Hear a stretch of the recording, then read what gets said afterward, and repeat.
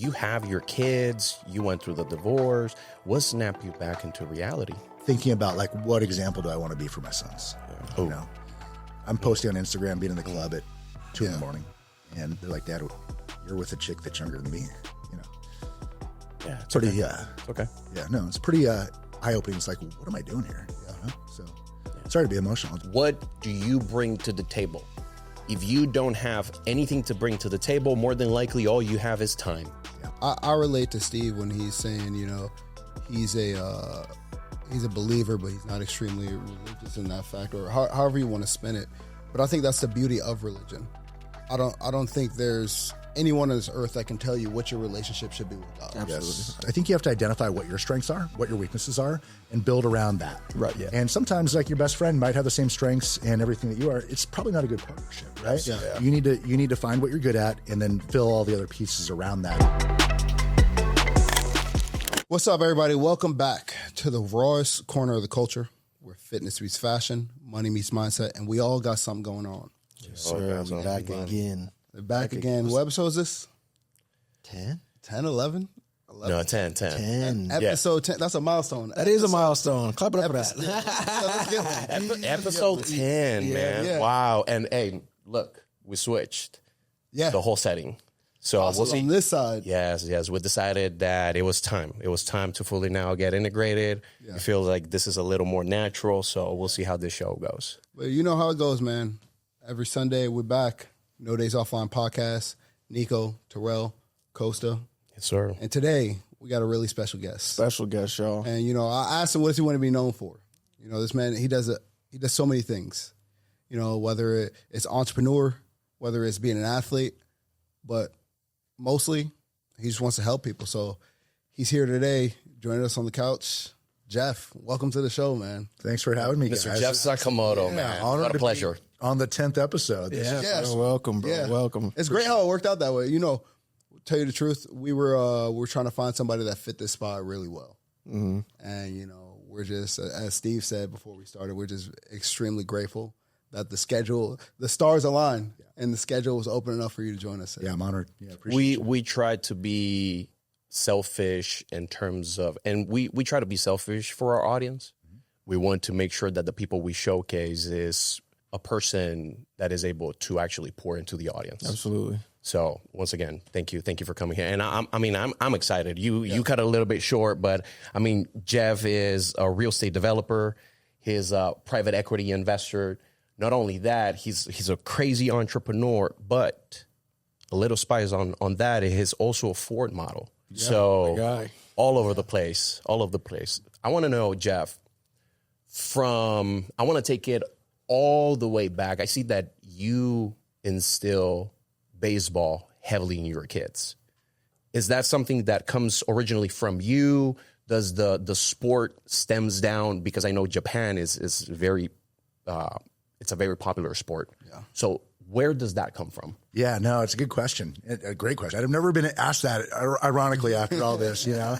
But, yeah, baseball's been a big part of my family, and it was a way that my dad and I connected. And, you know, just to kind of take a step back, like growing up, you know, I didn't really know exactly who I was. I was kind of a fat kid, to be honest with you. And through baseball, I kind of found my identity. You know, at the age of 10, like all of a sudden I started to be pretty good. And like every time there was a draft, I was the first pick as this fat kid, right? And so it was a way that my dad and I connected. He was very passionate about baseball. He coached my teams. My younger brother was really good. He was actually a phenom when he was young. Oh, that's dope. And so baseball has been very important. It ultimately paid for my education. And then it was a way for me and my sons to connect as well and to kind of tie generations together, Absolutely. You know, with my dad and my sons and everything else. So it's been huge. I worked professionally in baseball, which was cool. You know, dream. When you say you work professionally in baseball, what does that mean? Yeah, I was a scout for the Seattle Mariners for 9 seasons. Wow. And I was doing that while developing real estate. Yeah. So, I mean, talk about like putting in hours, 2 full-time jobs, traveling, you know, all the stuff. That was a dream of mine when I was young. Is like, I would love to be a scout or some, you know, coach or something. And I got the chance to do it. And it was cool. And my sons loved it. You know, they loved going to the dugout with the guys and, you know, things like that. So really cool experiences. So when you talk about integrating it with your kids, fatherhood, how were you able to successfully make baseball attractive to your kids? Because we all know, for example, because we're all fathers here. Yeah. We all know that sometimes we present something to our kids and right away we're like, I don't want to deal with that. For example, my daughter, I want her to start doing jiu-jitsu, but she's not really too attracted to that. So how were you successfully able to integrate that to your kids without being like pushy? Yeah, no, I was blessed in the sense that they wanted to do it. Candidly, I had my oldest son when I was 19 years old, and so he saw me playing baseball. He would come to my games. He was at Oregon State in the crowd playing with Benny the Beaver, the mascot, and watching me play. And so he just, I mean, from the time he was born, he had a bat in his hand. Yeah. And then my younger son, obviously saw his older brother. Right. And so he wanted to be like big brother, and dad was coaching his teams. He's like, I better do this too. And so I never forced it on him. I always told him, I was like, guys, I don't care if it's baseball. I don't care if it's piano. I don't care what it is. Just find something you're passionate about. Yeah. And be the best in the world at it. Just do your best, and let's develop some life lessons. You don't need to be a pro. You don't need to do any of that. Just love what you do. I love that because sports, I played basketball back a long time ago, and I feel like sports has shaped who I was as a leader, and I feel like sports does a great job of setting the foundation of leadership and communication skills. Do you think baseball has helped a lot in your leadership? 1,000%. Just the life lessons you learn, especially in baseball where it's a sport of failure. Absolutely. And part of my story is a story of resilience and overcoming setbacks. And so when you fail a lot in baseball, like you do, you have to learn that. And so, as an example with my son, he graduated, he got his first job, and he was having a rough time.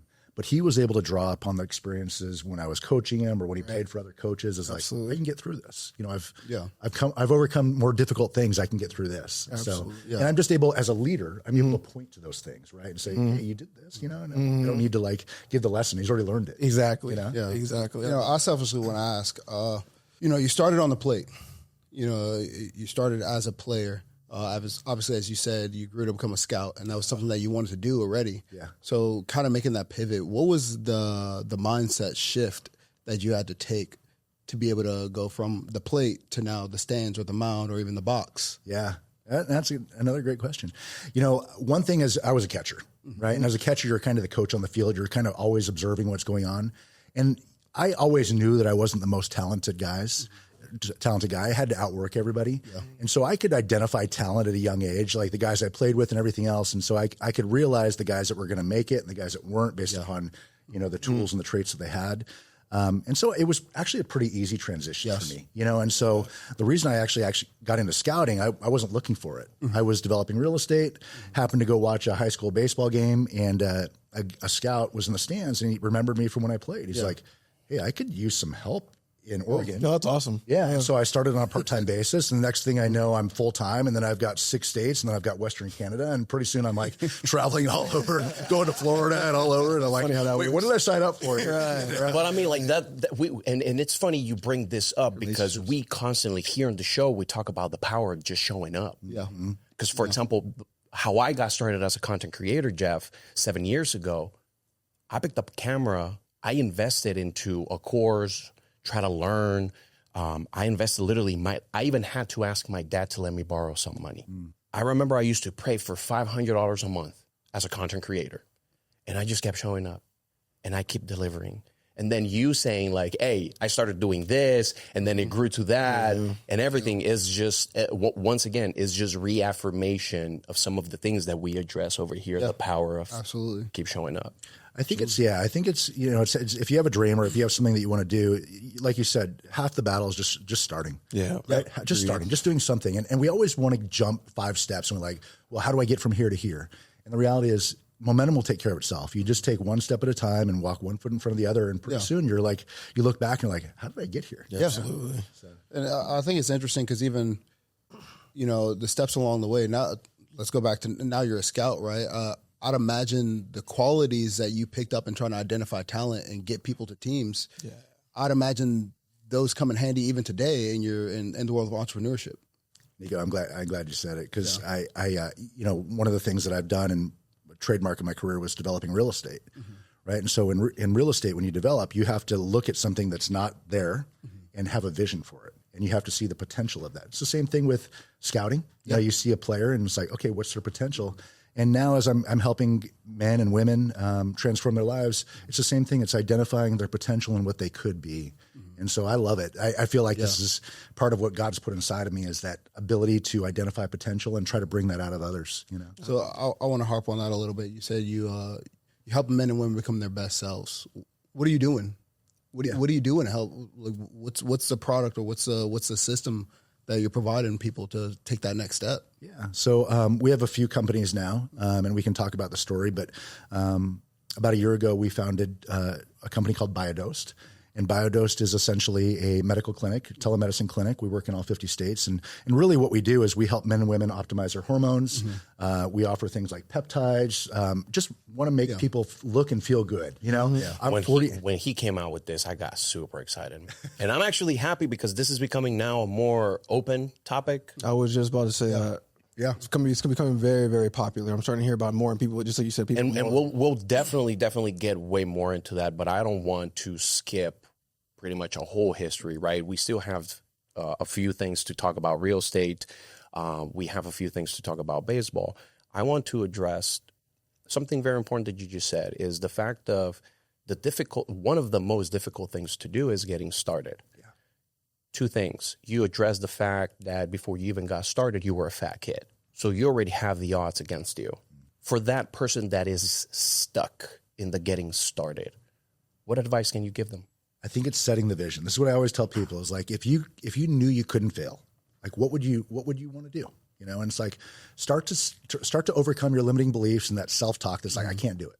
And that's been huge for me. Like, you talk about some of the things that I've been able to accomplish. I would have never dreamed, you know, as growing up in different things, and from, you know, where I started, you know, in college and everything.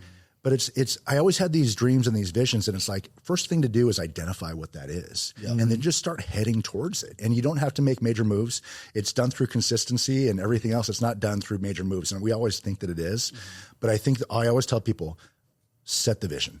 Really define what you want for your life, and then just start moving that direction. We know for a fact that Japanese culture, it's a very, I don't know if the appropriate word would be to say very militant. They're very methodical in everything that they do. You said that your father is the one that got that baseball in you. I want to focus on your father and the way he raised you to be the machine that you are right now. Because a lot of the times we understand that having a present father could be harsh. And we also understand that not having a present father could be harsher. And it hurts a little when us men or our fathers receive shit from the public because they were too rough. At some points, sure, I identified that there's levels of roughness. But to get back to the question, how was your father raising you? My father set the standard. My father set the standard with work ethic, I think, first and foremost, as I always saw how hard he worked. My dad grew up on a farm in eastern Washington, and his parents were actually interned in World War II. Oh, wow. And so Japanese, you know, talking about Japanese and tying that all in, my grandfather, who I never met, who passed away a month before I was born, was traditional Japanese, very stoic, cold, and everything else. And so, you know, my dad was not easy all the time. He had that too. He had that Japanese culture instilled in him because that's where he grew up. And so I had a lot of that direction and that kind of discipline already built inside of me. I'll say that one thing that I've really tried to do is my dad was better than his dad, and I'm trying to be better than my dad. My dad's amazing, an amazing man, but I'm just trying to take what I could improve upon and instill that in the way I father my sons. Absolutely. And I hope that they're better than me. You know? Absolutely. Yeah. How does that resonate with you? Man, because you talk about always being better than me. Absolutely. It's, you know, it's that's something my dad, I remember one time, I've told this story on the pod before, and I told my dad I wanted to be just like him. And he looked at me dead in my face, and I'm a little kid, and he's like, I want you to be better than me. He goes, I don't want you to be just like me. I want you to be better than me. And that had stuck with me. I didn't get it when I was younger. I didn't make any sense because, you know, he's my superhero, you know what I mean? But now that I have a son, and now that I communicate with so many people on a regular basis, and people are like, bro, like I want to build a brand like you. I want to build this like you. I'm like, I'm like, I want you to be 10 times better than anything I've ever did. Because that's so much more rewarding when you can like take somebody from point A to point B in anything in life. And so like, I commend that because I'm on the same, my dad said the same thing to me, man. That at a young age, like I said, that I didn't get it. But now that I have a son, I look at my son, I tell him the same thing. You know what I mean? So it's cool. I love that. I say the same thing to my sons. He's, because my sons have, especially my younger son, he's been in the shadow of his brother and me and some of the things. And so I can tell sometimes that he feels like he needs to live up to that. And what I've tried to speak into his life is, you're going to be way better than me.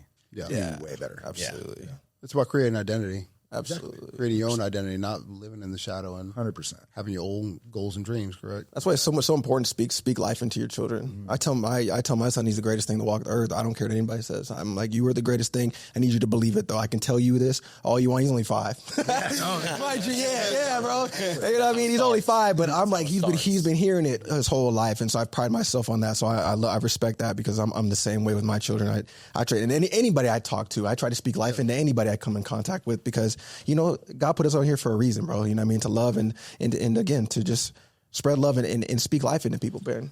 I've changed my tune on this so much, especially over the last couple of years. It's like, I always like, okay, I'm going to focus on myself. I'm going to be this. I'm going to do that, And the reality is like, you have to speak life into people. You have to. There's so much negative influence. Oh, bro. It's like, if you can be that light that's shining, it doesn't matter who it is. Absolutely. If you can be that voice that can really speak truth and life into people, like that's what impact is all. That's impact. It's a real impact. I don't know how vocal Japanese masculine father figure is. For example, in the Latino community, there's no way.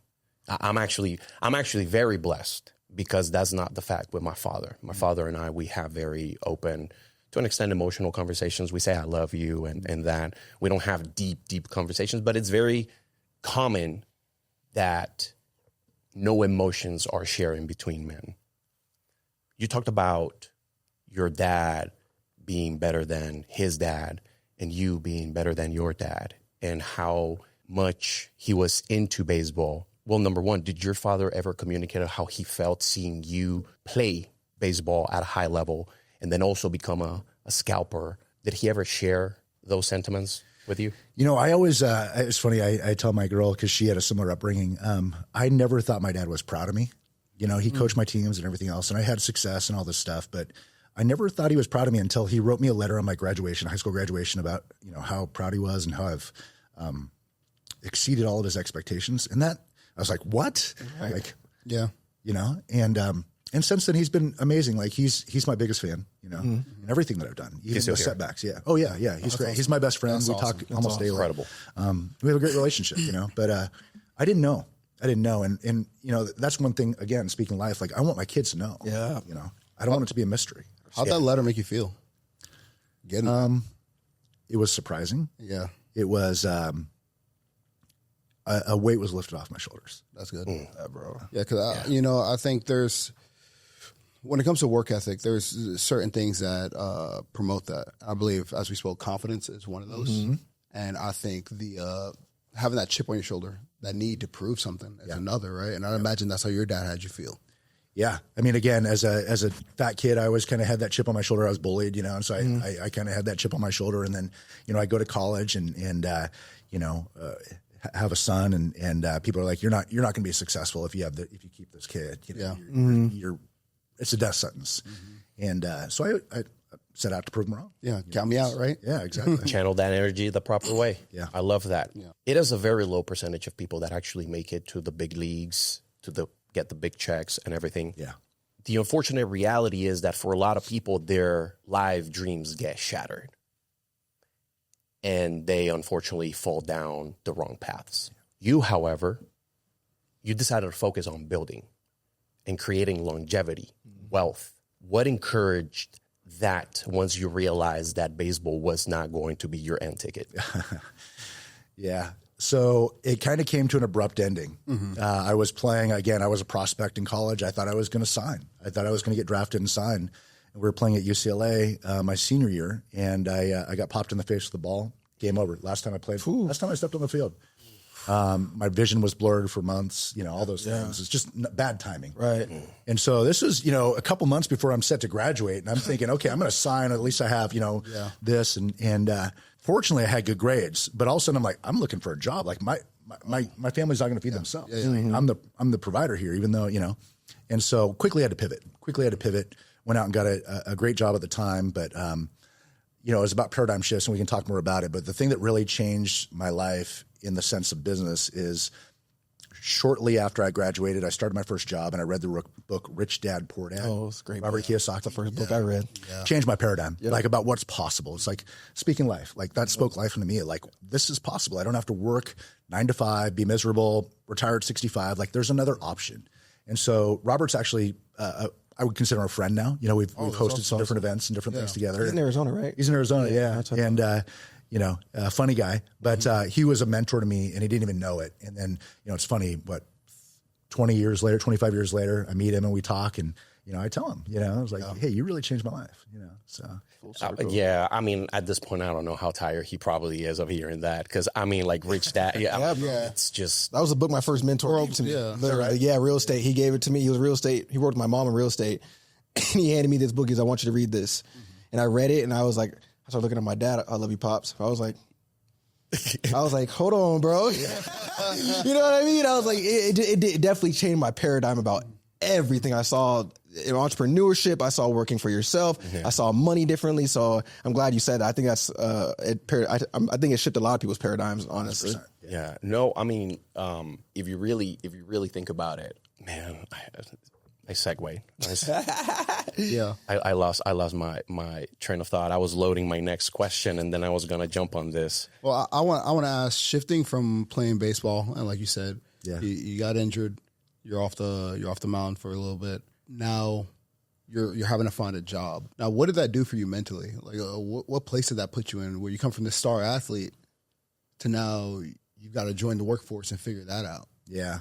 It's kind of funny. You just do it. Yeah. Just like when I have a son at 19, people are like, how'd you do that? I don't know. I just did it.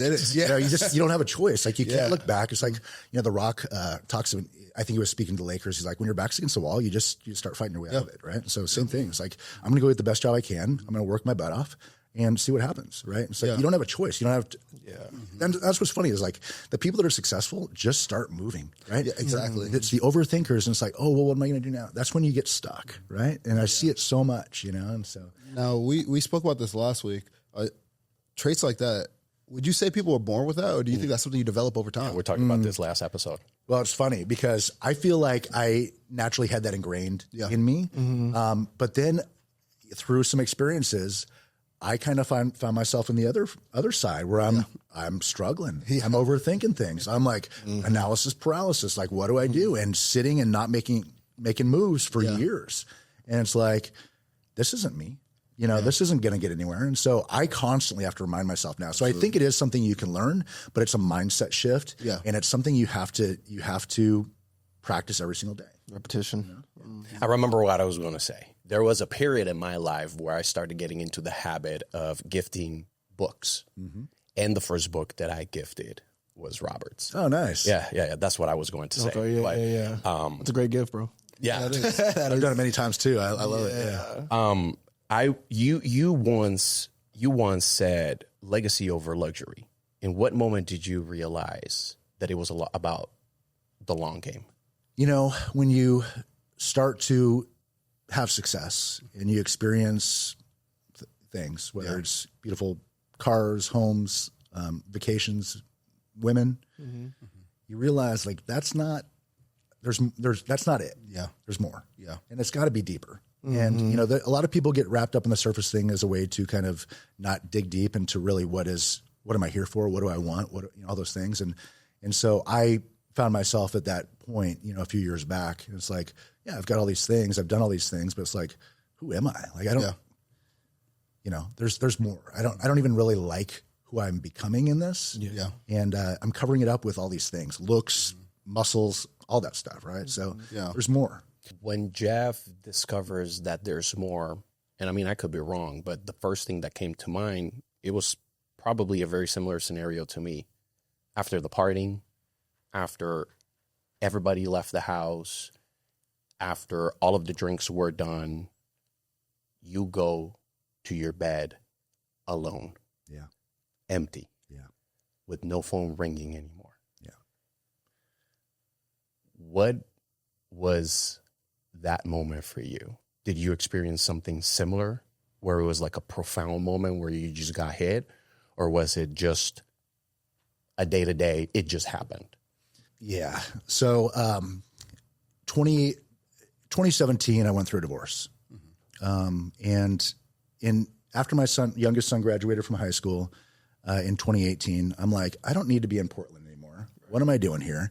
I'm going to go split time in Vegas. So I got a place in Vegas. I was at Trump Tower, right on the Strip, and spending time in Vegas. Okay. And I didn't know anybody. I'm like, you know what? You were divorced at this I point. was. Yeah, I was divorced. And, I was having trouble moving on, to be honest with you. Like, it was like, I'm in this town. I know everybody. People know me. It's like, I got to get out of here, so decided Vegas. I'm like, if Out of all I'm a Christian dude. I'm like, you know what? I just need to like go to Vegas. Right? He's like, I deserve it at this point, man. So I go to Vegas and I didn't know anybody. I literally did not know a person. And pretty soon I just started meeting dudes that were, successful guys. You kind of like attracts like, similar interests, and start, going out and pretty soon I found myself literally going out every single night.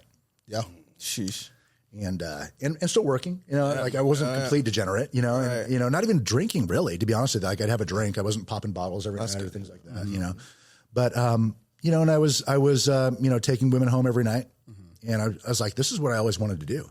And at the end of after doing that for a few months, I'm like, this sucks. Yeah. This is miserable. Yeah. And it's not who I want to be. Yeah. And so I had to reach that point, and I'm not proud of it.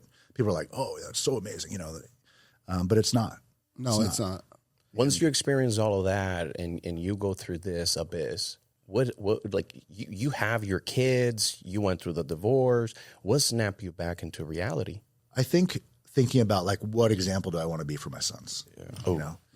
I'm posting on Instagram, being in the club at 2 a.m, and they're like, Dad, you're with a chick that's younger than me, Yeah. It's pretty, okay. It's okay. Yeah, no, it's pretty eye-opening. It's like, well, what am I doing here? Yeah. So sorry to be emotional. I'm just like, Dude, no, don't apologize. We kind of snaps you into like, what am I doing? There's more. I'm a dad. I'm a Christian man. Like I'm trying to leave a legacy, and I'm like leaving a legacy of like, not what I want to, not what I want to leave. So Jeff, I'll ask you, what's the legacy? I want to be a man that helps other men. I want to. We talked about like my experience developing real estate and building apartment buildings and all that stuff. And a couple of years ago, God said, I want you to build men and develop my kingdom. That's beautiful. Yeah. So that's what I want to do. And I don't know exactly what that looks like every day, but like we talked about, I'm just taking steps in that direction, and He's going to lead the rest. You're just showing up. Yeah. You're just showing up. And that's what I say. I said, you know what, God, I know I was asking for this much, but your dream is way bigger than what I expected. Yep. And if you keep giving me the strength, the wisdom, the power to keep showing up, I'm just going to honor what you're putting in front of me. 100%. And that's what I do. But for example, Jeff, I'm intrigued. I've known you already for, I believe, going close to 2 years now. I followed your journey.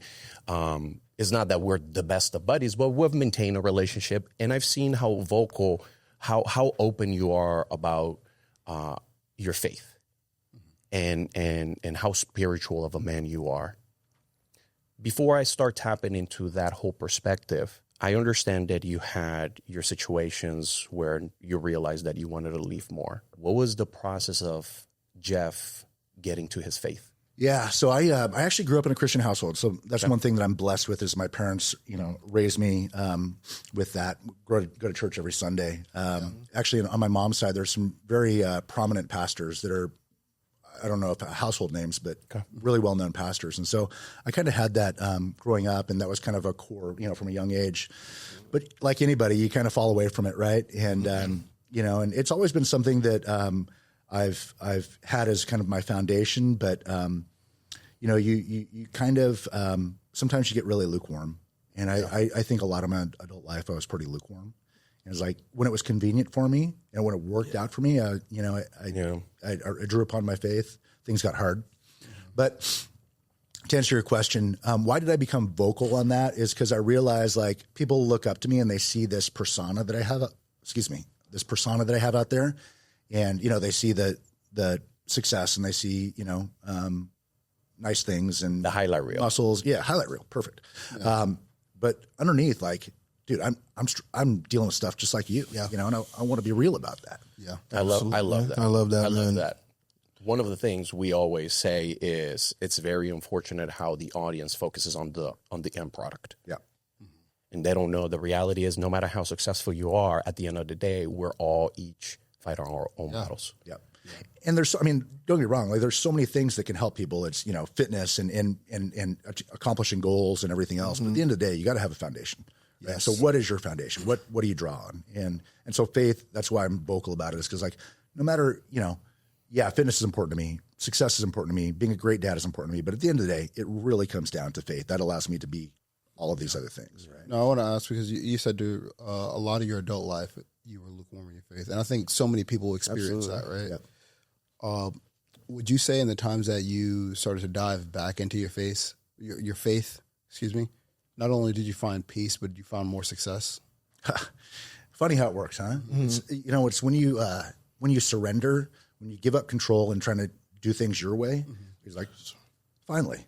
True. So true. So, and I'm doing it now. Like, you know, I a couple years ago, God told me, he's like, you know, I want you to walk away from real estate for a while. And, you know, at the time, I mean, just transparently, you know, I was making 7 figures on my way to 8 and a partner in a company that was going to probably exit for 9.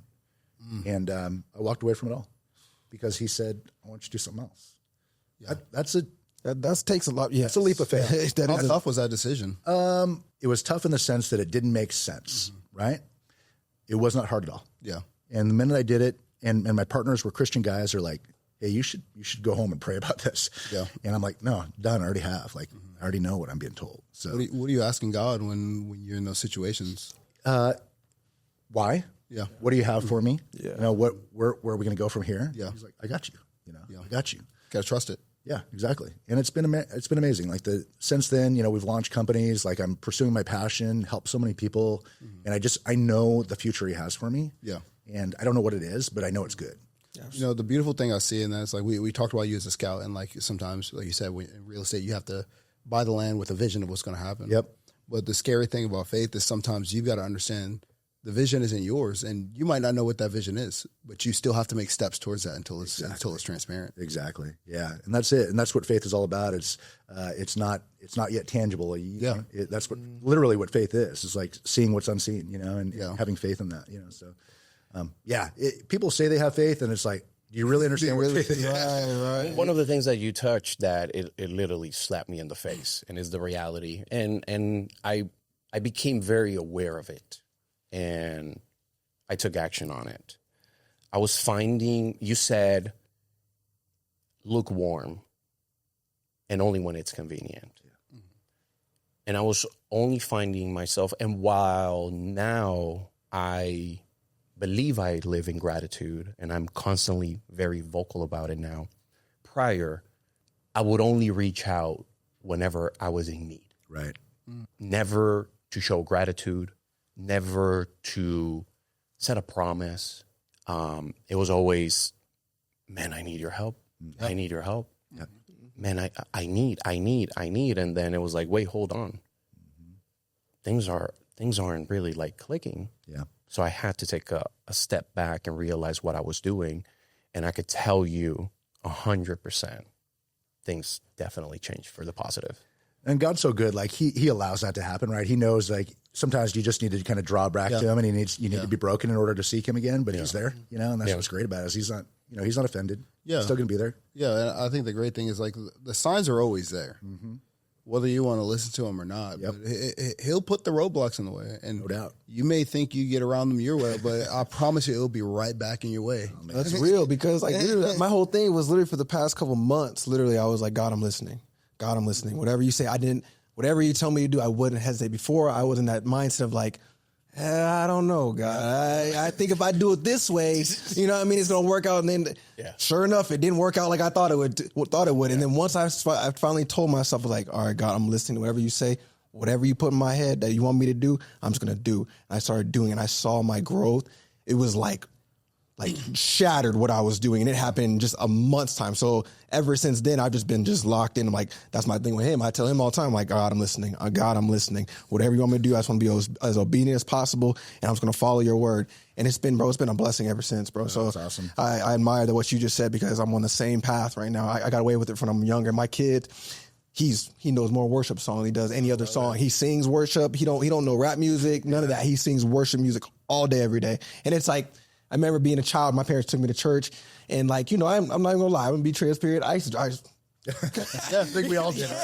You know what I mean? I just knock out, because I never really understood, but like, it's so rewarding now that I know my son, and it's just like, he's just so locked in on the gospel and the worship. He might not understand it, but he knows the words. Yeah. And I can tell that like, it's growing in him. And at a young age, I'm so happy because you have YouTubes, you have so many outside things going on. So, bro, that is so good because like when he goes through hard things in his life, absolutely, he's going to be able to draw upon that foundation absolutely when he was 5 years old. Absolutely. What you're instilling in him right now, what he's learning right now, he can draw upon those songs when he's having trouble as a 20-year-old. Absolutely. It's amazing. Credit to his mom. Yeah. I was going to say, you know what, man? She's literally, I constantly refer myself as I'm a believer, but I'm not a religious person. Mm-hmm. Not to get into religion or anything like that. I just believe that, unfortunately, humanity has tainted the message. I agree with that. I would agree. And I try to take the best from each of what I hear, and I don't discriminate. While I did grow in a Christian household, still I witnessed a whole lot of things that they weren't for my liking. And I mean, I don't know. I like to say maybe I don't want to say I walked away because I still communicate, but the whole congregation and going to church and all of that, but giving the shout outs to the wives, the partners, is every single night my wife gets my girls and they do their prayer, and they are more in touch to that side of things thanks to her. Yeah, I think there's something about the power of a praying mom or a praying woman, right? That nurturing, man. But it's so true. I think, people always like, you raised two amazing sons. They're incredible. I'm like, Mom. Yeah. Like I had my part. I mean, I respect that. I respect that because a lot of men, you know what I mean? They don't like, not they don't want to, but it's just hard for them to like, just like admit it. You know what I mean? It's like, bro, like, women are powerful, bro. And the fact that they're not together. Yeah. The fact that they're not together, and yet still he is man enough to give credit to the woman that took also part. Respect. Because I always say credit is given where credit is due. Yeah. And just to expand on that, I mean, I mentioned to you guys before, like my son is 28 years old. He's getting married next weekend. Mm-hmm. Congratulations. And to an amazing woman. They've been together 10 years, high school sweethearts. Even better. Love that. But what I've been asked to speak at the wedding, and what I'm going to talk about is that, this all started when his mom, when she was pregnant, started praying for his wife back then. Beautiful. And since then, we've done that. Even though we're not together, like we've been praying for our sons and their future wives. And so, if you have kids, which I know you all do, be praying for their future husbands. Be praying for their absolutely future right now. Yeah. Start right now. Yeah, no, I like that. That's so powerful. Respect. Prayer is just such a powerful tool, man. And I think I relate to Steve when he's saying, he's a believer, but he's not extremely religious in that fact, or however you want to spin it. But I think that's the beauty of religion. I don't think there's anyone on this earth that can tell you what your relationship should be with God. Absolutely. Yes. Like the word gives you, and whatever you read as the word, whoever your God is, it gives you the outline of how to be a good person. Absolutely. How to live in this world and treat people with respect and be kind to get to whatever you believe is the next step. Yep. But I don't believe that there's a specific way that you should praise your God, whatever that is. That's so good. just personal level. So I've been with my partner for 2 years. She's an amazing woman. But when I met her, she didn't have any faith. Like she didn't just grow up around it, right? Right. And so we talked a lot about this. And she's like, you're so religious. And I'm like, well, I'm not religious. Like I have a relationship, right? And so she's like, I'm willing to kind of explore that. I'm willing to explore that. And she's developed her own relationship. That's important. It's important. That's with her, so like important. her relationship with God. And that needs to develop on its own. And I just give her so much credit. Like she's locked in, and it's like in 2 years just to see the transformation because she's developed her own relationship and she's seen God move and she's seen, through different setbacks and what have you, like, okay, God's real. Yeah. But that doesn't happen through necessarily going to church. That doesn't happen through ritual. It happens through relationship. Yeah, absolutely. Yeah. So powerful. You talk about your son getting married. This is your first born. The one I had when I was 19. Yeah. What a journey. What a journey for real. 20 years. Yeah. Not only that, you are 19. Yeah. So therefore, once again, I'm going to say it, what a journey. Mm-hmm. Your son is getting married. How does that feel for you? I've always been really proud of him. Like he's an amazing kid. I call him a kid. He's a grown man. Yeah. And he's had a lot of success, playing ball and in the business world. What I'm most proud about him is that he's just a great person. He's going to be a great husband. Yeah. So I'm excited for his journey. I'm really proud of him, so, and again, it goes credit to his mom and everything else. That's awesome. Yeah. You know what's the most beautiful thing, man? Like being a parent, when you see the great qualities that you instill in your children as they grow, and you see it just kind of cultivate and blossom into something so beautiful. Yep. And I could imagine, man, like you looking at your son this weekend, you just looking at him up there. And I know you're going to shed a tear, dude. Yeah. I'm emotional right now. What am I doing? What are we doing here? I'm going to be a mess. But I think, what's cool about parenting is to see your different kids and to see how they have different personalities, different aspects of you or your partner or their mom, and just how you see that. You see parts of yourself, good and bad. Right? So it's like, okay, all right, God, you have a sense of humor. I get it. My son is stubborn. It's always funny. I know we all go through it where like your kid does something like, and they try to get away, and you're like, dude, I was doing that way before you, so I already know the game. Yeah, exactly. Yeah. Something that I wanted to ask you, Jeff, for example, with transparency, I come from a divorced household ever since I could remember. Yeah. I've experienced, of course, my own way. Parents move countries several times. I was all over the place. Nonetheless, I was always with my parents. I was always loved, and I was always, air quotes, fine. At what age were your kids when this separation started happening? Yeah. Well, in full transparency, and a lot of people don't know this about my story, but so like when I married their mom, we were 19, and we got divorced when we were 25. When I was 27, I got remarried for about almost 13 years, and so they were young when I was divorced with their mom, and they saw me be remarried to their stepmom. Who was an amazing woman too, and she had 3 kids. So I was not only dad, but I was stepdad to a Brady Bunch situation. Oh my goodness! And before you continue, sorry to interrupt. My dad remarried with a lady that had 4 kids. Yep. So you know exactly what this is like, right? So I'm full getting. Yeah, and a lot of people don't know like my story. I mean, they know different aspects that people were there, but.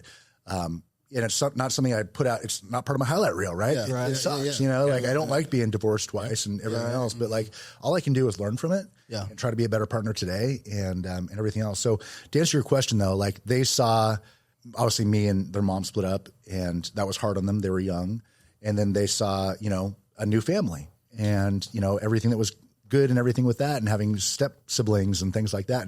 And this woman's amazing. I mean, she's. We talk about fitness and stuff. Like she was pro. I mean, she was a rock star. Like they saw work ethic. They saw all these things. And we did some amazing things together. But, look, I think what they also saw was like, my dad's not perfect, and you never want you never want your kids to see that, but at the same time, it's real. Like, and so I think as a result, they become better partners. They've become more aware of themselves through that experience. And hopefully it's for good. Like, you never want to damage your kids. Right. But, yeah, I mean, all you can do is, move forward and try to be better as a result of that. That's what I'm scared of. You know what I mean? Because, for example, you sit here and you say that you're very happy that your son is a good person. I mean, man, to hear my dad refer to me like that, it more than likely will probably break me. Life doesn't come with a manual. Parenthood doesn't come with a manual. We don't know what the heck we're doing. And then at the end of the day, we just pray that we do a good job. Job. So I say that my father remarrying was actually my blessing in disguise, because, like, I'll die for my brothers. Yeah. Even though we're not blood brothers, I met them when I was technically almost a baby. Wow. So it's just a roller coaster, and that's one of the things that I'm most afraid of is. And it lingers in the back of my head all the time, is I pray to God that my relationships with my kids is as strong as I have with my father. Or for example, you are a great example. Your kids are great with you. And I just wanted to share with you, and because I see that the battles and the things that we don't want to share is I felt inclined into sharing that with you. I appreciate that. Yeah, and to kind of bring it back to like wanting to be better than your parents, also your dad. Like, a lot of what I took into my adult life is what I had witnessed with my parents, right? And kind of that relationship. And obviously through my first marriage and then my second marriage, you realize like I'm still taking what didn't work for them, because they got divorced when I was in college.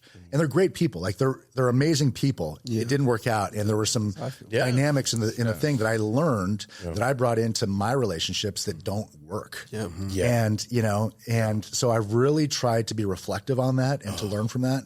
And so that one, my sons can learn from that, but two, that I can learn from that, because I don't want to continue to bring that into future relationships and everything else. And so, look, the last several years have been so humbling in that sense, but it's like, I just feel like, one, God's working in me, but also that I can share that with other people. It's like, with other guys that are going through it. It's like, I've been there, bro. I know you want to be alpha and stuff, but like, is that really work? Is that the answer, or do you want to be soft and gentle with that kind of thing? It's like my way or the highway. Well, that doesn't work, man. She's going to take the highway. Thank you. Thank you. So I hear you talking about this chapter being humbling.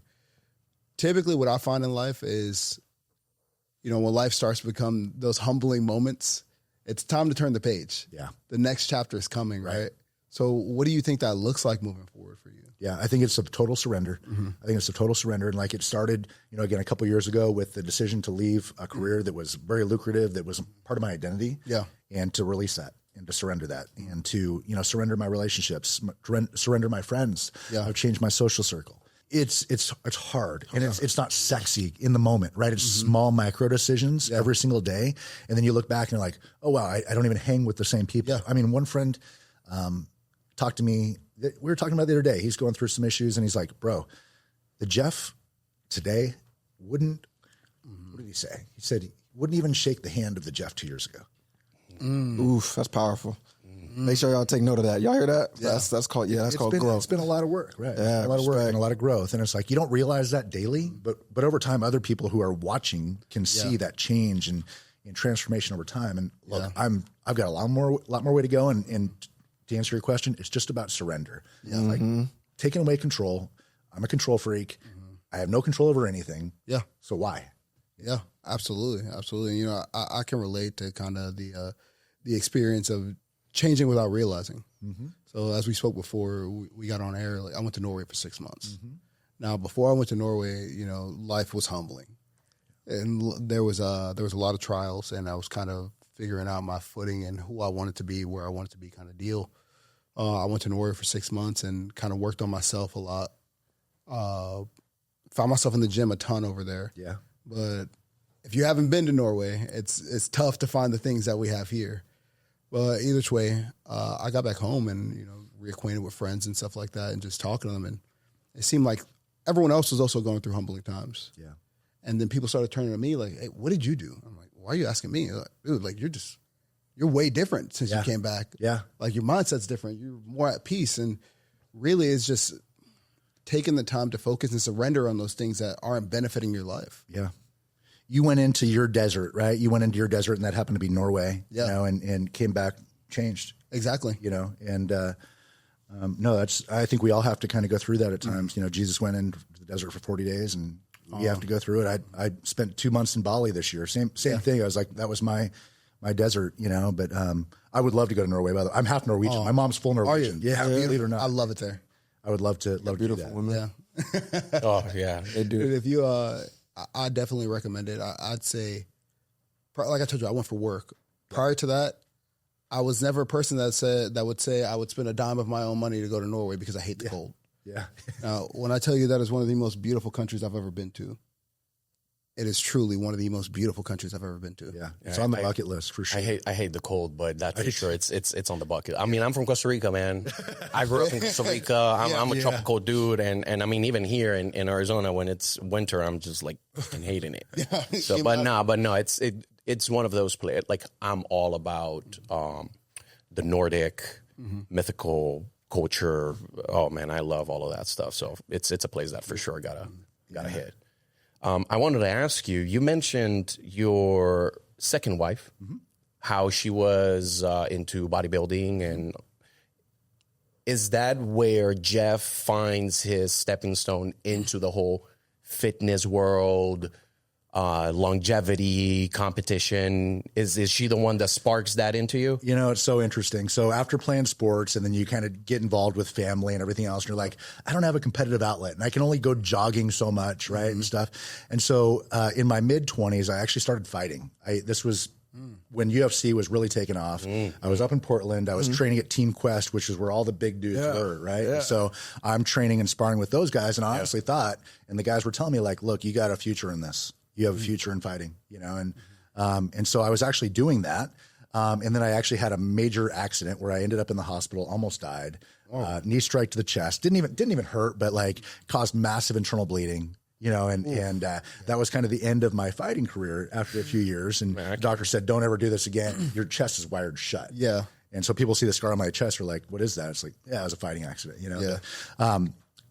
This was about the same time that we were meeting and getting together and everything. And she had a goal. She was always in great shape, but she wanted to start competing, and she won her first show, and then she won a national show. And next thing you know, she's pro, right? Yeah. And just was amazing. And so through that, I would help her prep, like we talked about, making her meals and going to do cardio with her in the morning and things like that. And I was not disciplined enough to control the diet piece. Like I love to work out. I love to get in the gym, but I couldn't do the diet thing. And so after we split up, it was time for me to kind of see if I could do that myself. Yeah. For me, it was a way of kind of healing. Yeah. It was like, and so I did. The year after we split up, I competed in my first show. And she was in a sense the inspiration for that. But I wanted to create my own journey. I didn't compete in the same federation. I wanted to kind of go my own way. But it was cool to see the discipline and the work that went into that, and then be able to do that myself. If that makes sense, you know, this is where we relate the most, because me being a bodybuilder as well. And, you know, obviously I brought it up. I saw you were in the WBFF, and I competed in the NPC. So obviously different federations, different type of notoriety, if you will. What brought you to the WBFF over all the other federations that are out there? Yeah, so she was IFBB and NPC, right? Yeah. And so my first show was NPC, and I did well, you know, in that show. But I didn't like it. I didn't like being on stage and everything else. And culture's a little different. It is, yeah. And it was fine, and I got it. But a friend of mine said, "Hey, I think you'd do well in the WBFF," and he had trained a couple pros. And so we went down to Vegas and watched the Worlds, WBFF Worlds. Oh, yeah. I was blown away, man. They put on a show. The caliber, the entertainment value, the men were just studs. The women were beautiful. It was the most amazing experience. I'm like, I will do that someday. Yeah. A year later, I competed in my first show, and the rest is history. And unfortunately, the WBFF had some issues, and it's kind of winding down. It's now FMG, which I'm a part of. I haven't competed in a couple of years, but it was such a great experience, and so many great people that I met, including my current partner. I met through that. That was great. I mean, she's in Australia, like across the world. You meet people, you got friends across the world that I would have never met had I not stepped and done that and started competing. You know, You know, bodybuilding has my heart, man. Like I went to the Arnold this year. Nice. This is my second year going to the Arnold. I was actually with Gym Reapers this year Nice. at the Arnold. So, you know, seeing the things on stage and just the atmosphere, like we spoke, it's two different cultures. Yeah. And I think it even bleeds into the business you do now, kind of. I think the NPC IFBB kind of pushes more of like gear usage, and you got to be huge to be on stage. Yep. And WBFF, I forget what you say it's called now. FMG. FMG. Yeah. So it's more of the beach body style, right. Modeling kind of. Yeah, put on a show. So how did being part of FMG, how did that kind of navigate your choice gearing towards peptides as we spoke? Yeah, well, I'll just say this. Even being a part of WBFF, and I mean, some of those dudes are genetic freaks. Yeah. I mean, I'm not. I was a fat kid, right? I need some help. I need some help. And so I started on testosterone replacement therapy in my mid 30s because I went and got tested. I wasn't having the same sex drive. I started to carry more body fat, just not motivated. And I found that my testosterone levels were the levels of an 80-year-old man. Jeez. Wow. And I was like 280 or something like that. Now I'm worried. It's wondering about mine. It's pretty eye We got to put you on. No, we were talking before. I was like, yes, absolutely. You could. Holy shit. And so I'm like, okay. They're like, you can do this testosterone replacement. At the time, it was so taboo. We were talking a little bit just now it's starting to become more mainstream. But back then, I tell people, like, I went to this testosterone men's clinic, and it was almost like walking into an adult shop. Yeah. Like I just snuck in the back door. It's like, nobody see me here. Like, you must have issues kind of thing. Yeah. And I just couldn't do it. Yeah. I just couldn't do it. And then when I started competing, my coaches were like, bro, like, if you want to be competitive, you got to step it up. And so I did. I started with testosterone and kind of ramping that up. And then, you get competitive and you're like, okay, I need to do this and this and this. Yeah. And pretty soon I'm running full cycles of gear, and yeah, you look good, but you feel awful. And I could see myself over a couple of years really aging. I could feel myself not sleeping. I didn't like it. And so ultimately that's when I stopped competing. Yeah. I said, look, I want to live a long time. I want to be healthy. I want to look good, of course, but I don't want to ruin my life along the way. Yeah. I've seen so many friends and I'm in the bodybuilding circle. And so I see a lot of people that just effectively ruin their lives trying to chase a trophy, trying to chase status. And it's like, for what? Yeah. And so, since then, I hardly take anything now. I'm on low dose testosterone, managed by my doctor, who is a part of our clinic and really been optimized. I use peptides, and I'll tell you, we talked a little bit about this. I feel energized. I sleep well. That's all I hear. Amazing. I hear good things. I hear nothing but good things. I mean, for example, I feel that there's always a taboo due to the lack of information. That's it. Yes. And then people just make some dumbass opinions that they're not even supposed to. So, for example, and my bad, just so I don't forget, the thing here is, what people started to realize, and you probably know the numbers better than me, I think at 30, 35 years old, us males, we lose about 30 to 40% of our testosterone. And that's our main hormone. Yeah. Yeah. We are in a crisis. Absolutely. We are in a crisis. I mean, it's truly a crisis. Yes. And that's why I love what we do is rarely do I see somebody that comes to us that is like, they're healthy, and it's not their fault, right? It's our culture, it's stress, it's everything, it's our food. And so that's what I love is being able to help people. And again, it's about information, right? It's not taboo. It's not cheating. It's not all these things. It's about getting your body to where it wants to be optimized. Yeah, absolutely. And I love it. And that's part of what I find God telling me is like, okay, you need to step out a little bit. You need to start speaking about this. You need to start providing information because people do come to me, right? Yes. It's like, okay, if people need to hear this stuff. And so, I'm actually starting a podcast. We've had some really big guests in that space on, and so we'll be launching here in the next month or so and releasing episodes. But I just want to provide truth and information, and people can do with it what they want. But I just feel like God's calling me to love that, shed some light. And, Jeff, I look forward to the podcast because I truly believe, obviously being in this space, and I've done TRT, and I think it's a beautiful thing. And I've done other things. And like you say, TRT, I feel like once you're on TRT and you're using it the right way, you start feeling like Superman. That's what everybody says, bro. Everybody You says start throwing, same when you start throwing other things in there, that's where it starts getting a little dicey. And I've had my own experiences that forced me to step back from those things. And I think the biggest issue is there's an issue with misinformation in modern medicine. Everyone thinks that if you're taking TRT, it's the same as taking Tren. Right. Yeah, no, Exactly. hell no. Even after that, I'm not even like that. They think you're going to be the guy throwing things across the room and everything, but in reality, it's helping to replicate the natural hormone. 1,000%. You know, it's interesting to hear everybody's experience. I was on testosterone replacement for several years before I actually felt like Superman. I saw some benefits, but until you work with a professional that can really help you kind of dial in your everything and get everything optimized, I didn't feel like that. I feel like that now. Yeah. I feel like that now, but it's like, it's got to be done the right way. Exactly. And to your point, like once you do, it's really a game changer. It really is. Yeah, absolutely. I think there's so many benefits, and people, I think doctors are afraid to have the conversation because of the taboo. Yes. And that's where I feel like the bodybuilding space is so much more progressive, because we're willing to dive into those things and see how it actually works. Yeah, exactly. Especially when it comes to, I'm not really a big fan of SARMs, but I know there are some SARMs that work for certain people. I'm a big fan of peptides. I feel a Wolverine stack is the science is there, right? Yeah, I consider my brother as my cousin's husband. He's had chronic shoulder issues to the point where he couldn't carry his baby. Yeah, and it was really impacting his life. And I'm like, but bro, Wolverine stack, it's changed his life. Yeah. And that's the kind of testimonials I love. Is now he can pick up his daughter, play, and go get in shape again, all those things. And it's like, that's what I love. And peptides, to your point, are amazing. And the point about testosterone too, one of the businesses we have is that we actually supply these products to a lot of clinics and telemedicine companies. That's one of our other businesses.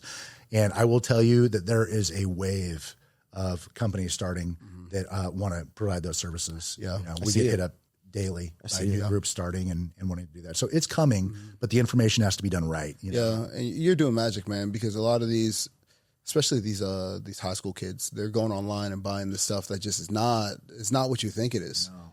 You know, and it's really impacting them. So you're definitely doing magic out here, man. Can I share? I'll share this too. Again, it's vulnerable. Yeah. You know, when you talk about being vulnerable, part of why I decided to get in the space was, I was injecting stuff in my body, and I was getting a black market.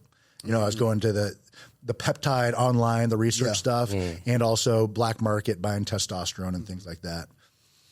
And a couple years ago, I found myself in the hospital right after Christmas because I had a massive lump the size of a Coke can in my glute.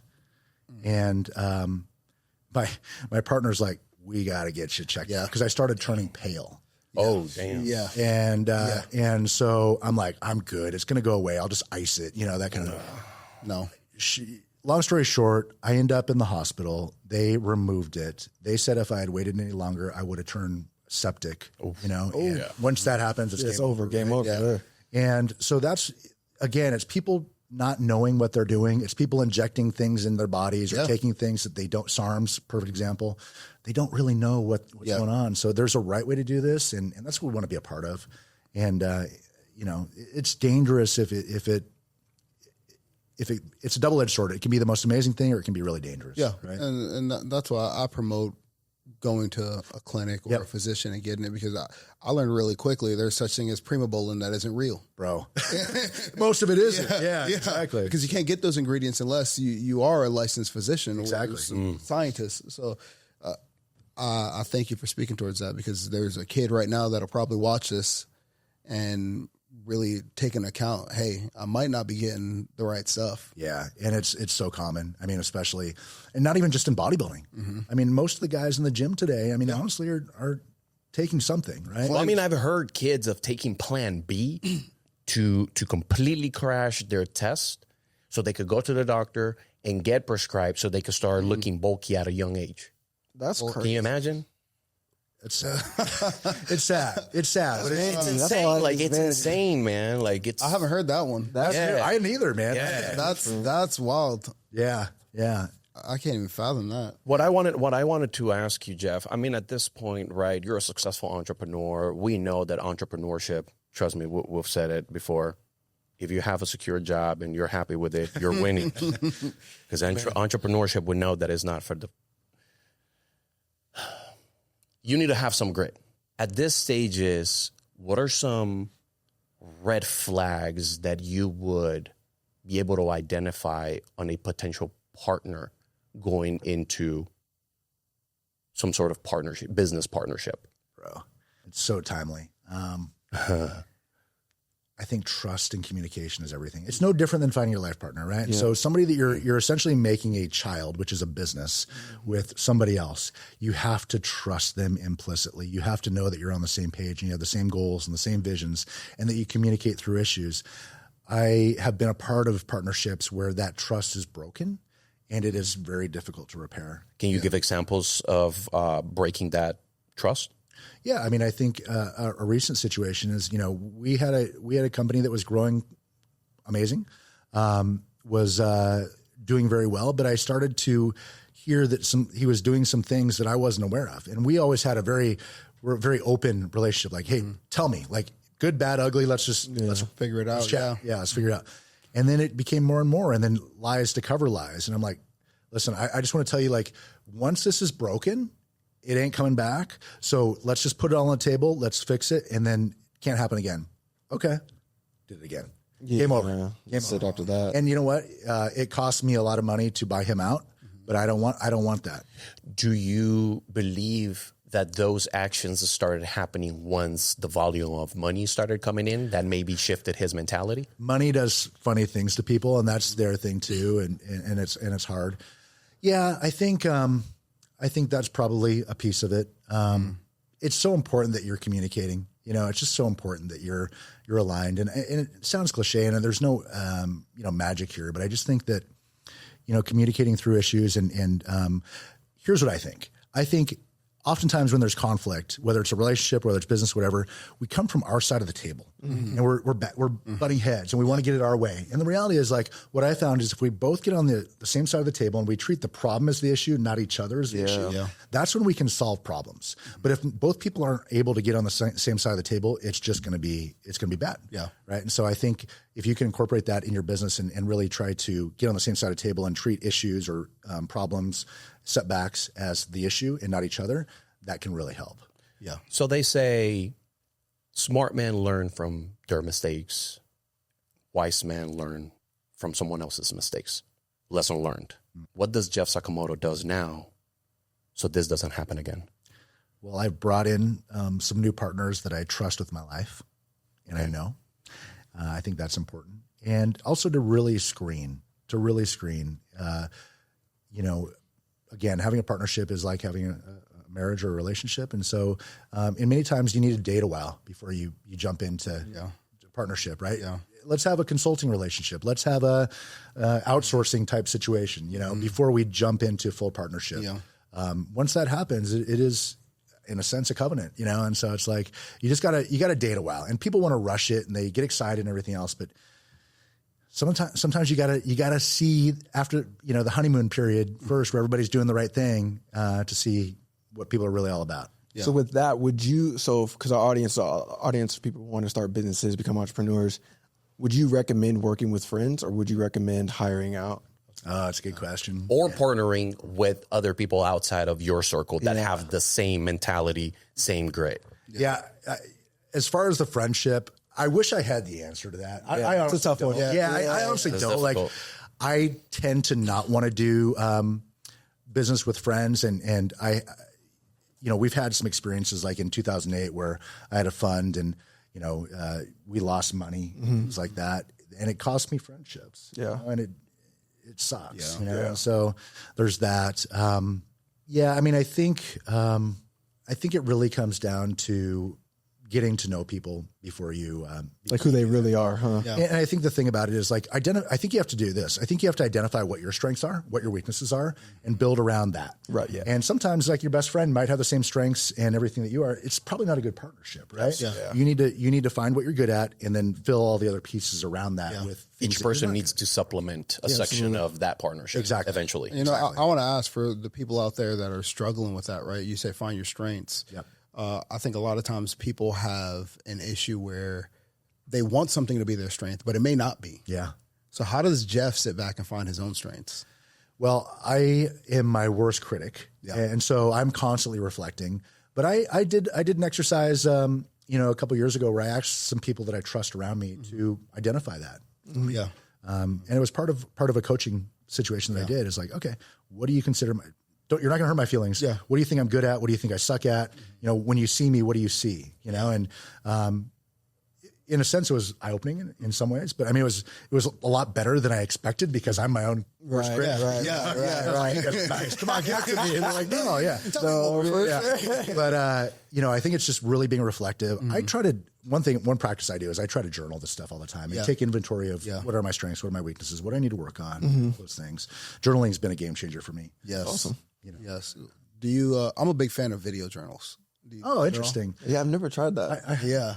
I like that a lot. I'm very visual and being able to go back and see your mannerisms and everything. Yeah, that's all I would say, your mannerisms. No, I mean, like you just said something crazy because sure, you do it for yourself, but I could only imagine the value of your grandkids or a family member 50 years down the line and be like, man, this is my granddaddy. No wonder we've got this shit. And, I was leading to that because there's I wouldn't call it a trend, but I've seen certain niche people, quote unquote, expose themselves with their video journals on social media. Oh, and sometimes you look in the comments and people getting roasted and like, why are you crying on camera? Yeah. But I think it's a beautiful thing because even to touch on what you were saying, wise men learn from others' mistakes. A lot of times if you put the camera on and you're talking and you're crying about something and you're really expressing that, there's so much to learn in that as opposed to just looking at, why is this dude crying on the internet? Bro, I wish I would have did this when I was younger. I had so many times I just broke down, bro. I wish I would have just popped, you know what I mean? And just like let it out. And this is like go back and look at it and be like, just like you said, your mannerisms, how you look. You can tell, you can feel someone's energy through a camera. You know what I mean? So you could feel what energy, where your energy level is at in that video. You can feel that in writing, but you can really feel it when you see it. I might start doing that now. What I believe is what he just said, energy.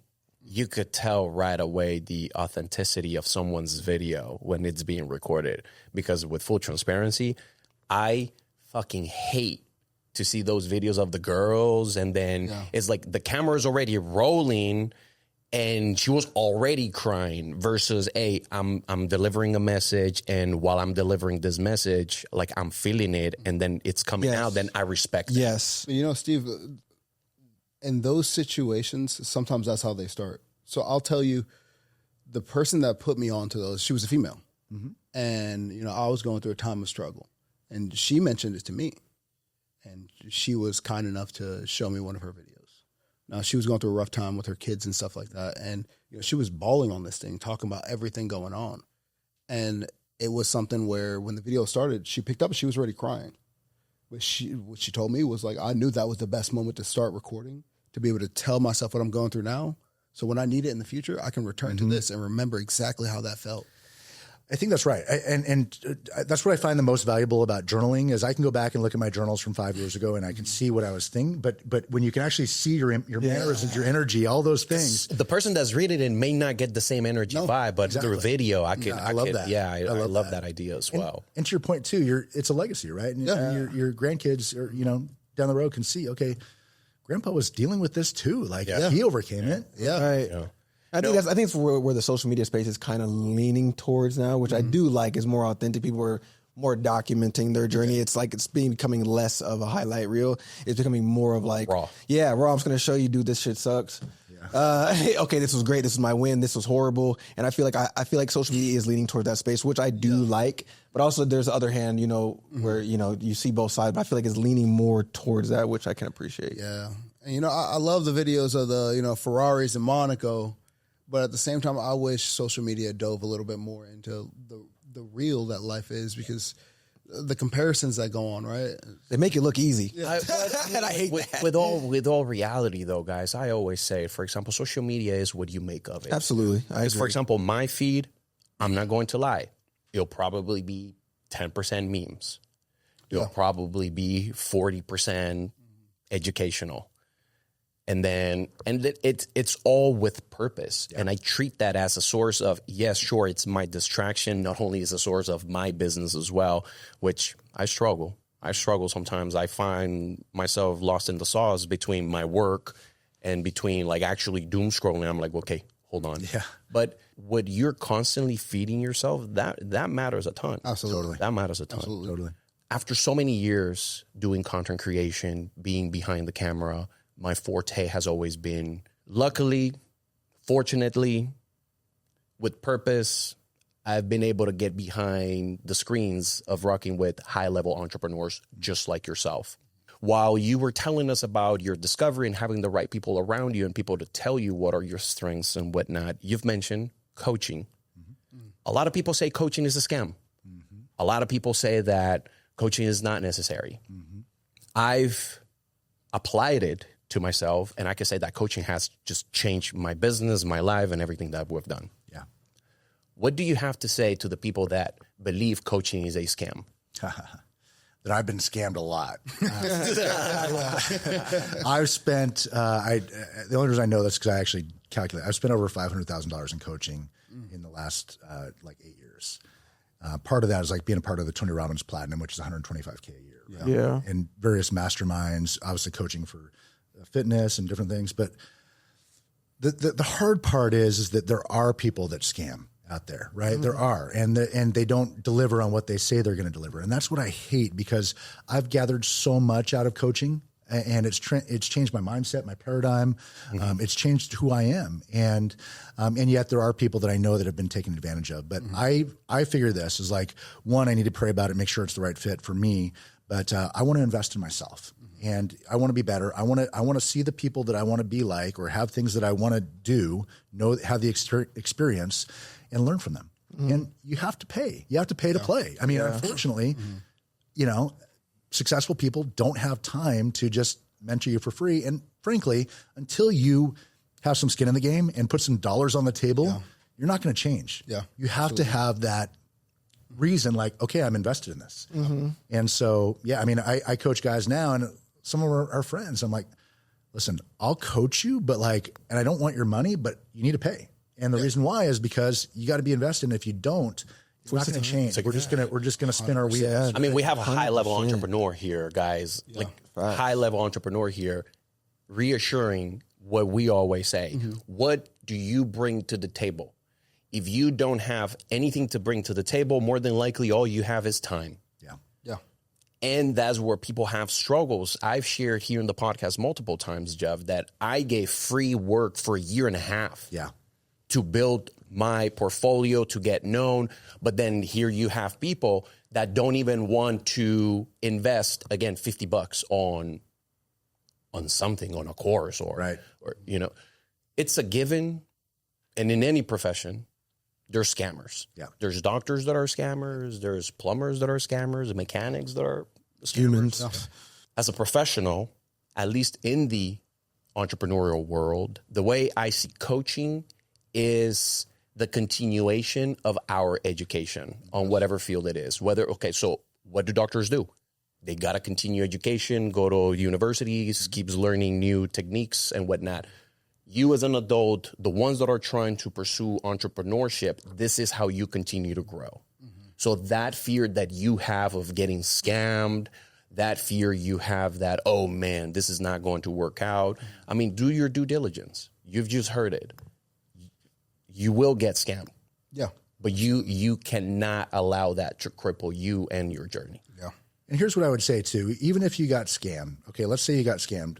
What my approach when I go to conferences, when I go to different things now, is if I can pull one thing out of that, if I can spend all weekend in a conference and pull one thing out of that makes me $1 million or whatever, it's worth it. It's worth it. Yeah, I paid $5,000. It was a total scam, but I got one thing out of it, and that thing is going to propel me, or one relationship, or one thing. So don't look at it like, oh, this sucked or whatever. Pull the nuggets out, pull the gold out, right? Pan for gold. Mm-hmm. You know? Yeah, absolutely. That's what it comes down. That one paradigm shift can change your life. You know what I mean? Yeah. And you're one relationship away from changing your whole life, and that's exactly what happened to me. Yep. I met during my knocking doors virtually, sending DMs to everybody to allow me to come work with them. Shout out to Casey Adams. from the Casey Adams show, man. Casey Adams was the one that opened up the doors for me and allowed me to come and do a free event for him. And then from that, everything just like started happening. Yeah. So Casey, shout out to you, man. And it's so true. I mean, my son, who's getting married, he graduated from college, didn't know exactly what he wanted to do. He got a job, and he was big into Bitcoin. He was big into crypto, and he'd been taking the money that I had sent him for college. He was on a scholarship, so he didn't need the money. But I was just trying to be a good dad. Like, he was investing in Bitcoin, making more money than I was. I was like, hey, man, at least he wasn't doing some odd stuff on the side. I was buying tattoos, so you're good. I was buying tattoos, so you're good. I respect that. But the thing about what he did is there was a big influencer in that space who's still arguably the top influencer. He reached out to him on I don't know what it was. It was maybe LinkedIn or something. They started connecting. A DM? Yeah. Next thing you know, they built 2 businesses together and had a major exit. Wow. My son lived in Miami for a few years, built some businesses, had more success than most people have in their lifetime in a couple of years. Yeah.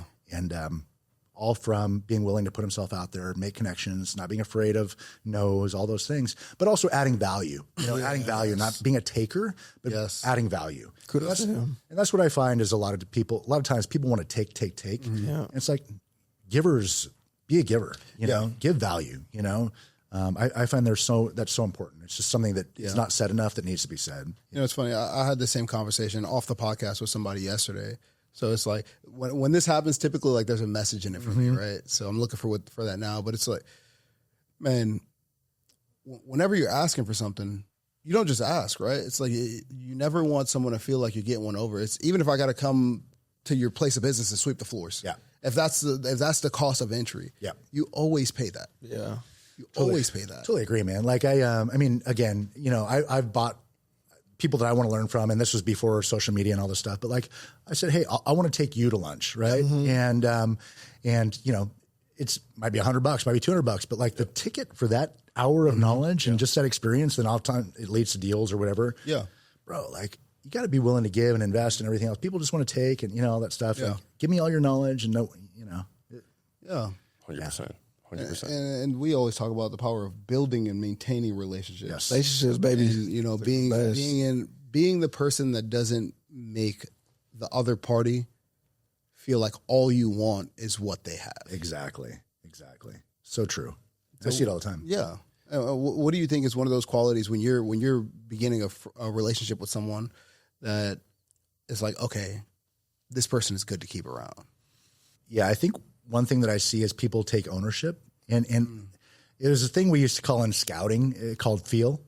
It's like, does this guy have some feel for the game? Like, does this person kind of get it? And certain people just don't get it. They don't like, get it. And it's like, We're talking about that. Like some people are just not born with the sauce. yeah, it's like, I don't know, whatever you want to call it. We used to call it feel in scouting. And it's like, does this person have feel? Like, does this person understand, like, okay, I'm giving you my time and, you got to do this, that kind of thing. It's like, all right, this works. Like, I'm okay with this, But there's other people it's like, bro, this energy is just not that there. energy, Energy, bro. That's all it is, energy. I always tell people this. Energy. Some of us got that shit you can't teach, and I believe that wholeheartedly. I'm like, some stuff you just can't. Some of us, we can walk into a room and people just gravitate, and for whatever reason, whether it's just they just do. Some people don't have that. It's nothing wrong with that, but it's just the way you carry your level of self awareness. I believe There you go. Your level of your self awareness. If you really know yourself, that it oozes out of you. You know what I mean? People are like, damn, I don't know myself, but this guy knows himself. So let me get closer to him so I can know more about him so I can know more about me. You know what I mean? And totally. I truly believe that. I truly believe self-awareness is a key factor. For example, man, like we live in a world where everybody's just walking around like chickens without heads. Everybody's trying to figure out what they're going to do. Everybody's dealing with their demons, their 9-to-5s, and all the bullshit this world's got to come. But then you identify people that have been able to identify their identity, who they are. They walk in truthness. Yeah. It's so felt. And you step into a room full of chickens, everybody's going to look at you and be like, yo, wait, hold on. You have something that all of us don't have. Yeah, facts. So what is it? Right. And that's kind of one of the reasons why we decided to start this podcast, because I often say it's a disservice to our community to have the knowledge and not share it. Yeah, totally. That's amazing. Yeah. Jeff, this podcast not only focuses on entrepreneurship, leadership. At this level of success, why is it important for you to build a personal brand? Bro, I've resisted it for a long time. Like in a sense, like I had to do it because like the modeling and like my coach was making me do it for bodybuilding because it does make an impact, right? And so, but I didn't really know what I wanted my personal brand to be. Is it business? Is it fitness? Is it this? And it's like, you know what? It's just me, right? And so I'm really just kind of finding some peace and some truth in that. And so, I am actually in the process of kind of like, I just want it to be authentically me and no titles, no whatever. Yeah. It's like, I just want to share my truths, and whether that's being able to help people in business or relationships or fitness or, you know, whatever it is, like, I just want my brand to be impacting and sharing with other people. Yeah. Right. Yeah.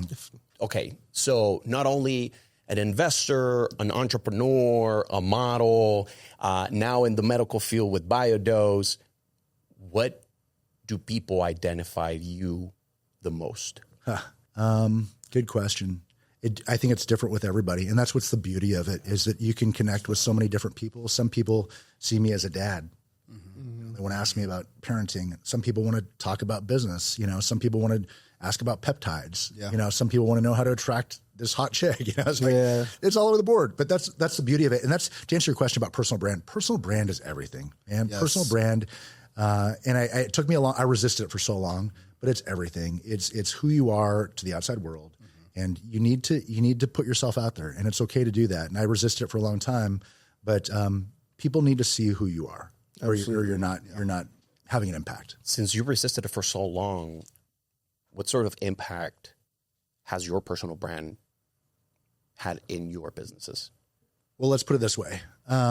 We have not spent a dime in marketing on any of our businesses, and we're turning away business. A lot of it is not only my personal brand, but my partners and what we've been able to build as far as our brands and the reputation, right? And so I think if you can build a personal brand that attracts others to you, there's nothing more powerful than that, you know? And it's going to evolve. My personal brand is going to evolve and become more of really what I want to put out there. But I do. I think it's had an impact on our business that people come to us, and because of that, because of what they see on Instagram or whatever, and they want to talk about other things. Yeah, it's so funny that you said that. I'm literally working with a gentleman. He's from Oklahoma. On his personal brand, he said the same thing. He goes, "Bro, I need to do it." He's actually older than me, and he's like, "I need to do it. I know I do, but I just been resisting." And that's gonna be working with him on pulling him out of that. So it's just so funny that how many people resist building a personal brand and getting on camera and just telling their story and being their authentic selves. And it's just like, I feel like personal brand it's your long-term asset. Yeah. Because if any business or anything goes south or anything, your personal brand will never go away, because that's who you are. That's right. Yeah. You know what I mean? And that's what people think of you. So I commend you for building that now, man. Yeah, but it is. It's getting over that fear of rejection. It's getting that fear of the comments, you know, things like that. It's like, I don't want to deal with that. But it's like, the reality is people are going to say what they're going to say. Yeah. You know? Who cares? There's always going to be there's always going to be a hater, bro, for sure. At the end of the day, I think people want two things. They want to relate and they want to escape. Yeah. And you telling your story just helps them with that. Yeah, good. And, one or the other. Yeah. Yeah. And building that trust value of like, this is me, Jeff. I'm a father. You know, I'm an athlete. I do this. I do that. That's that building trust to allow people to not feel like they're being scammed if they, you know, pay for that coaching package. Yeah, exactly. Jeff, everybody thinks that entrepreneurship is this lavish life. I'm going to be traveling and like, the bags and the designer and all the cool stuff. Eventually it comes, without a doubt. Again, people focusing on the end product. Mm-hmm. What a lot of people don't realize is that entrepreneurship in itself is actually quite freaking boring, because you need to have routines, systems, processes. What are some non-negotiables when it comes to your routines that keep you just very sharp in the chaos of everything? Yeah, good. It's something it's evolved. I used to be a night owl, and I would stay up late. I would, get out of bed, and I would just go either, work out or start my day, have some coffee. Changed. I'm usually in bed around 9 now. I get up between 4 and 5. Naturally, without an alarm. Yep. And I start with my quiet time, my journaling, my prayer time, all of those things. Those are non-negotiables, because if I don't do that, my day gets away from me quickly. And it doesn't take more than a couple days where I'm like, I don't even know who I am anymore. Right, you know? right. It's like the manna from heaven. Like you couldn't store it. You had to get it daily. And that's kind of how I view this is like my morning routine is kind of like my manna from heaven that I need on a daily basis to be the man that I want to be. And if I go without that, it's How does that morning routine look like, man? Now you got me intrigued. How does that look like? Well, again, it's taking that time where I'm not focused on emails. I'm not jumping into, life and everything else. I am purposely blocking out the time for God, for reflection, for journaling, all those things that, candidly, it's hard to do sometimes, but it's necessary. Before I got to ask about Forward Models, man. Being a model man myself, back in the day, Forward's a big deal. That's a big agency. And you're still currently modeling too? Yeah, I've been traveling a lot. So I candidly, the last several auditions that I've been invited to, I haven't showed up. So I don't know if I'm still on there. It's not a good look when it's like, and I told them, but at the end of the day, they want models that want to work. Yeah, right? It's just like I've been traveling so much and I've got other things. Right. But no, yeah. Look, I never set out to be a model like you see Ford and, it's like, oh, that's amazing. But it was crazy. Like I happened to go to a fitness expo and one of their scouts was there and said, hey, handed me his card and he said, I'd like you to come into the office That's awesome. next week. And so I did. And he's like, yeah, we'd like to sign you. Yeah. And look, there's way better looking guys than me. Okay. There's way better, but what was the word he said? Racially ambiguous. Like people don't know what I am, right? Yeah. And I'm half Japanese, half Norwegian. Some people think I'm Persian. Some people think I'm, whatever, Native American. And so it fit in my age and everything. Mm-hmm. So, but no, it's a huge honor. I've met some amazing people. I've had the opportunity to be on some national commercials and shoots and things. And look, it's great for the ego. Yeah. Like it is. Don't get me wrong. There's good money, but it's, it's very, it's a very demanding too. It's a very demanding industry. So I salute because Ford, that's a big deal, man. Like, and you're still doing it now. You know what I mean? Like they let me go a long time ago. So bro, here's the thing though, is like if you had seen me 10 years ago or as a kid and to say like you would eventually be a Ford model, I would be like, you're out of your mind. But no, I think that's just the power of transformation. It's the power of taking steps in the right direction. And I've been able to, transform physically and to the point where a Ford Model Scout says, hey, we'd like to sign you. Yeah, that's awesome, bro. Good look, it's never too late. There's no obstacle you can't overcome. And I just want that to be part of my message. Yeah. But say, for example, like what you're talking about right now is the fact that you put in the work first. You already look like a damn model. You're shredded. You're doing the work. You have your routines. And the reason why I bring this up is because a whole lot of people, they often sit and they pray and they wonder. And the opportunity may come, but it's going to pass them because they didn't prep. Yeah. This guy came up to you and asked you about everything. Why? Because you had already done the work. Not necessarily because you wanted to be a model, but you were doing the work for yourself. You were taking care of yourself. What I tell people is, and we touched on it a little bit, but momentum is the most powerful force in the universe, right? Once you get that snowball rolling down the hill, it's amazing what happens, right? Mm-hmm. So, and it's like the other analogy I use is a ripple effect. Mm-hmm. So you throw a stone in the water and all of a sudden it has ripples throughout, right? It's like one little thing that you do can impact everything. And so whether it's getting in shape, whether it's changing your mindset, getting coaching, reestablishing your faith and a morning routine, all those things are little stones that you throw in that water and it can have ripple effects. And pretty soon it can be a big wave. Yeah. I agree. To look at my life today, and I just feel so blessed and humbled that I would have never guessed any of this stuff, right? It's just like taking the right step, especially after a lot of these defeats and setbacks that I've had. It's like, oh, that sucked. I don't like to talk about that. But it's like, you know what? It's made me into the man that I am today. Well, let's talk about that. What's a defeat that really haunted you that turned out to be actually the biggest one you? Well, we can look at failed relationships and everything else, and we can talk about that. But I think the biggest one that haunted me for a long time was I had a fund. We're making millions of dollars. We were investing in real estate going in from 2005 to 2008. Mm-hmm. Fun times. Yeah, it was amazing. We're printing. I'm in my late 20s, flying private, making our investors millions of dollars. Mm-hmm. It was awesome. And then 2008 hit. And remember that. Yeah, brutal. And so long story short is we were making these investments. We had to kind of figure out how to get our money back. And I spent 4 years not making a dime, investors looking at me like, you lost our money, you know, and having to go back and get their money, and being in the courtroom, having to sue people and being sued myself. Bro, it was just awful. And so that was really humbling. And in fact, that kept me from taking action on things for a long time. I would just sit and not take action. And it's in the last few years, I've said, okay, I can finally like put this to bed. I can finally move on and realize like I've learned from that. And, you know, we got our investors their money back. Like I worked my butt off to do that. I had blood, sweat, and tears, but it still was really haunting. But see, that's understanding that your name, your reputation, who you are is attached to that outcome. Yes.